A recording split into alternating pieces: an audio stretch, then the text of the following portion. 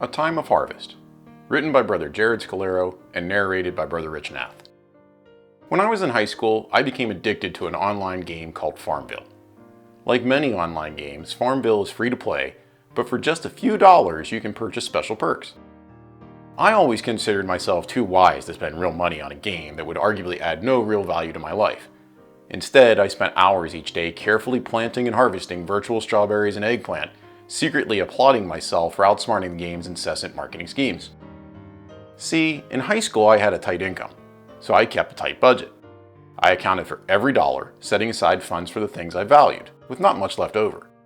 I realized that any purchase I made beyond what I had budgeted for would require sacrificing something else, and Farmville just didn't make the cut. But even with all of my careful budgeting, it never occurred to me that I was pouring something far more precious than money into my imaginary farm. Because even though my monetary income may have felt tight, I was and still am living on an even tighter quote-unquote time income. My time income is so tight that every minute I receive is spent immediately. Yet I find in retrospect that I too often thoughtlessly squander the few hours I'm given each day. So recently I tried an experiment. I attempted to account for every waking moment of my week in a sort of quote time budget, end quote. I made calendar events for my work hours, my meal times, my trips to the grocery store, and I intentionally scheduled time for all the things that I wish I did more of but never seemed to get time to, like reading scriptures and investing in relationships. After a few weeks on this new time budget, I discovered a dilemma. As I carefully counted the true cost of each choice and opportunity, I found that many of my daily routines and habits no longer made the cut.